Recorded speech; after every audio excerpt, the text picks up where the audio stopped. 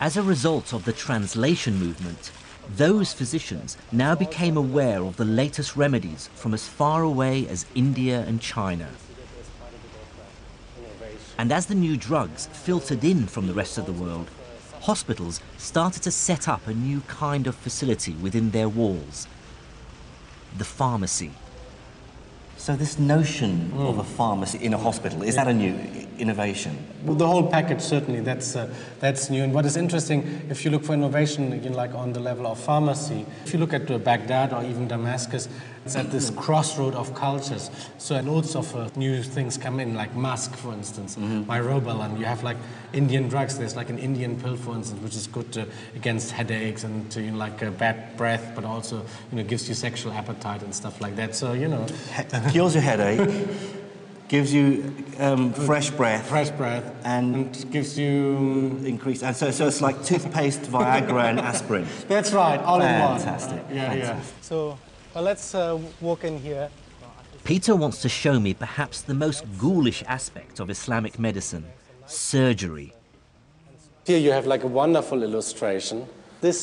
It appears that this is the first anatomical illustration in history. You see it says adala, which means muscle. And so these are like the different muscles which move the eyelids. So it was understood then that the muscles controlled the... Oh, absolutely, the lens in the eye.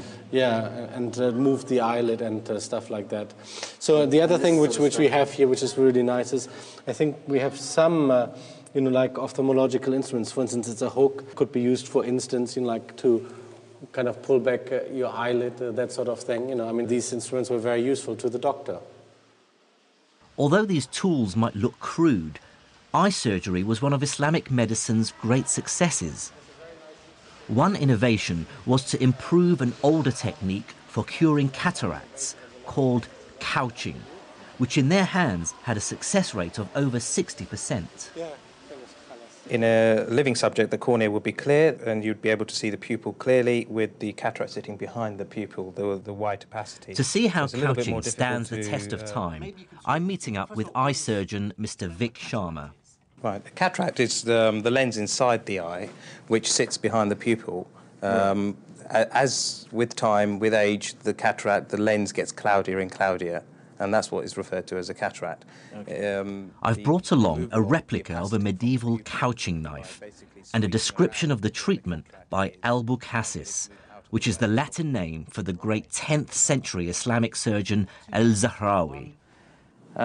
He says you take the couching needle in your right hand, if it be the left eye, and so on, and then thrust the needle firmly in, at the same time rotating it with your hand until it penetrates the white of the eye, and you feel the needle has reached something empty.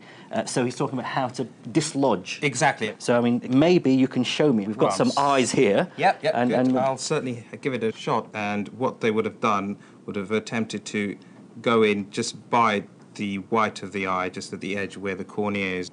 And then what they are attempting to do is to sweep around, trying to break all those ligaments of that lens and trying to get the lens to drop away from the pupil to allow more light to enter in through the pupil and to brighten the subject's vision. But of course you haven't got the capacity to focus. Oh yeah, you haven't got a lens now, so that was a big problem until people started compensating that with specs later on. Right. What is your feeling about how advanced and successful? Well, they were on the general ballpark. They were at the right place. They were trying to remove the cataract away from the visual axis. They understood the anatomy of the eye. Exactly. They had some understanding of the anatomy of the eye, and that the lens was behind the pupil, and that's what was causing the visual loss. And so removing that, and that general principle is still the same. Right. And there are still accounts of it being used in certain parts of the world presently.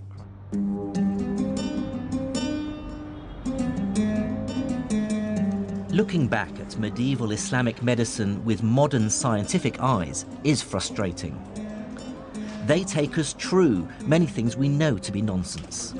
But on the other hand, their desire to deal with this vast subject logically and systematically is admirable and truly marks a break with the past. One Islamic scholar, more than any other, embodies the synthesis of religion, faith and reason. His name was Ibn Sina, or Avicenna, as he's known in the West. He was a polymath who clearly thrived in intellectual and courtly circles. In 1025, he completed this, Al-Qanun fil Tib, or the Canon of Medicine. In it, Ibn Sina collated and expanded on all that had gone before him, medical ideas from Greece to India, and turned them into a single work. So how would you place this book in a historical context? Oh, it's hugely important. I mean, there are a few books which are as important as the canon, because what this encyclopedia does, it kind of, sweeps away everything else. It becomes a textbook.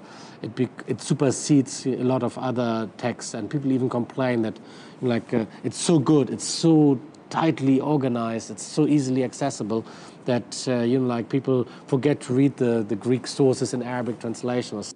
This whole first book, this is the first book, contains what we call the kulliyat, the general principles. So it's all about how the human body works, how diseases work in general.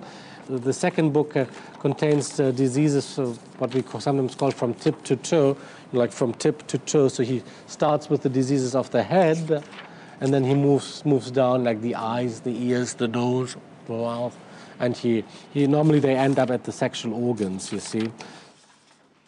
At first sight, the sheer ambition of the 3 volumes is hugely impressive. Here's an attempt at diagnosis and cure for diseases as diverse as depression, meningitis, and smallpox. And there's even detailed chapters on more common problems. So, for instance, here you have headaches. So different kinds of headaches. في العلاج الصداع الحادث عن الروائح الطيبة. So headaches caused by pleasant, fragrant smells. And then he's also got al-hadith min al-khimar, so hangovers. Different kinds of treatment. You can get headache from sex. Is that right? Well, hasn't happened to me yet, but let's see. So, the treatment of headache caused by sex. ويجب لمن يعتريه ذلك عقب الجماع وبامتلاء أن يبدأ بالفast. So if somebody has or is befallen by, suffers from a headache after sex, and he also has a repletion, so he has too many superfluities or something like that, so يجب أن يبدأ بالفast. One has to first resort to venesection or bloodletting. ثم بالإسهال, and then you should use purging. In وجب كل واحد منهما. For both of them, bloodletting and purging are necessary. A lot of the stuff in here sounds like nonsense, of course, because this is not modern medicine. No, it's not. So how long was this taken seriously? Well, the fundamental ideas contained here about how the body works, they haven't changed until the early 19th century. There was progress, obviously, on certain levels, but the essence was the same. And then came the big break with the discovery of bacteria and viruses and things like that. And from the second half of the 19th century onward, medicine was totally revolutionized. Ibn Sina's Canon of Medicine is a landmark in the history of the subject. Although much of the medical science it espouses we know now to be terribly misguided, its value lies in accumulating the best knowledge in the world at the time into one accessible, organized text. The canon would give future generations something to rewrite. That's right.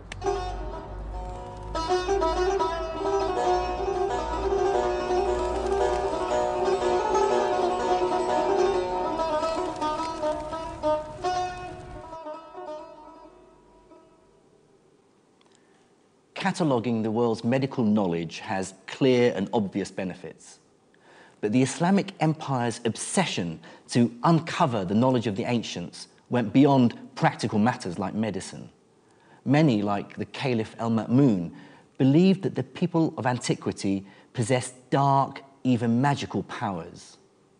And what's more, new evidence is coming to light to show just how hard Islamic scientists worked to rediscover them.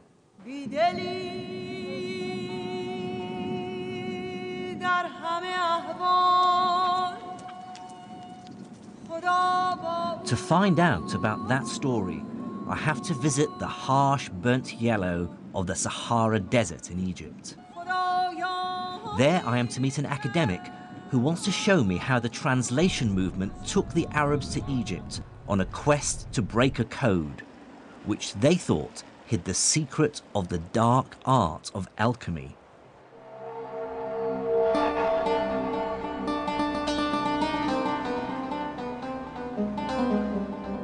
This is Saqqara, a necropolis or graveyard of the ancient pharaohs. Over a 10-acre site, it's a collection of burial chambers and step pyramids that were built in the 3rd millennium before Christ. These are said to be among the oldest stone buildings in the world.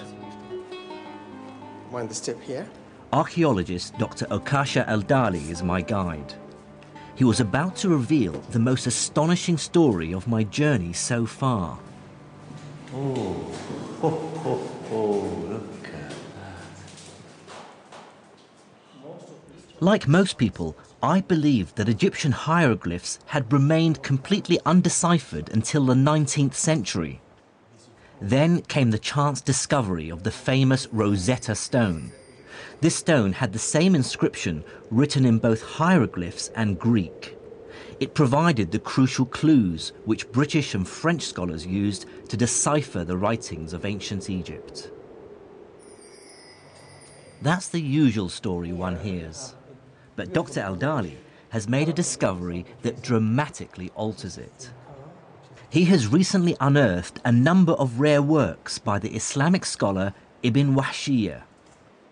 What he did was figure out a correspondence between hieroglyphs like these and letters in the Arabic alphabet. If you look here, for example, at Ibn Wahshiyya's manuscript, you see he's giving us the Egyptian hieroglyphic signs that have phonetic value underneath. Yes, and they have the phonetic value in Arabic underneath. So look very carefully at this one. He says "seen" underneath that seat. Yes. Now look at this seat here. That is S. That seat in Egyptian hieroglyphic is used for the sign S, seen, which is what you see here, seen. That is the name of the god Osiris. Osiris. Oh, with an S. That's the seen. This is the letter H. This one here. This is the heart. The water wave Right. is the letter N, or noon in Arabic. T and the letter F. These are all letters. These are all letters.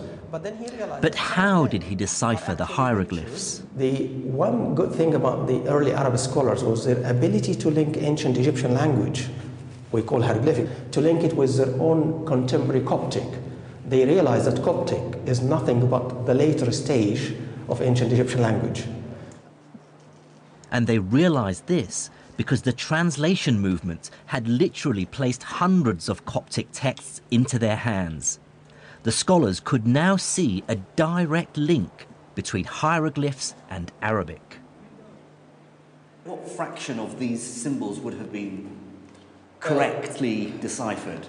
They got about 14 letters. They cracked more than half of the Egyptian hieroglyphic correctly. So that was a remarkable achievement for people in the 9th century, 10th century.